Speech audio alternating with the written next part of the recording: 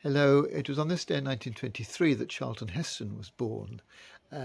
He starred in a number of films in the last century, but one of them was The Planet of the Apes.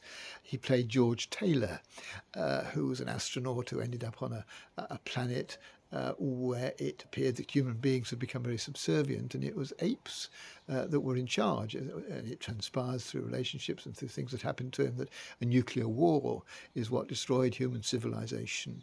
But at the end of the film, he discovers the Statue of Liberty. And he realizes that the planet he's on is not actually a different planet, it's Earth, but he's travelled through time to get there. And in a famous line at the end of the film, he says, "You maniacs, you blew it all up." And so it's quite a pessimistic film, particularly coming in the 60s, where the Vietnam War was causing enormous damage. The racism, civil rights movement was struggling to find success.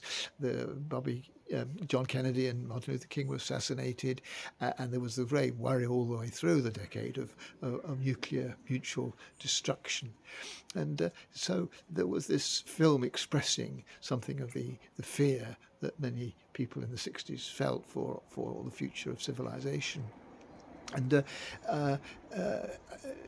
his own attempts to deal with this political turmoil are interesting. He started off, Charlton Heston, right on the left of politics, opposing the Vietnam War, supporting the civil rights movement. Gradually he became less liberal, moved to the centre, supported Reagan, and then became president of the National Rifle Association, which, as you know, is a very right-wing group in America, and in the end campaigned strongly against anything that was remotely what we would call woke. He described political correctness as tyranny with manners, which I think is a lovely phrase, so I disagree with it entirely, because I think it's important to be woke and to support the need to respect minorities, which I think is fundamentally what woke people do and what people on the right of politics don't particularly regard as important. But the point I wanted to make is that he's searching for a way to deal with the turmoil of human civilization in the 60s.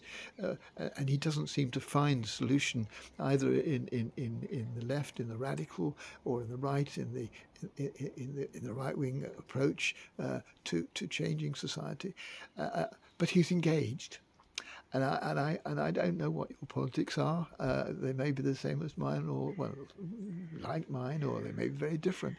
I think the important thing is that we do engage, because we don't want a world where, because of human behaviour, and today our issues are very different, of course, climate change and populism and so on, but we don't want a world where we've destroyed human civilization by just not getting on with trying to make it better. And so today, whatever your views are, let's get engaged, let's be involved, let's try and work for a better world through the political systems, which are undoubtedly deeply flawed, but which are actually in the end the only way in which we're really going to make substantial change in our society.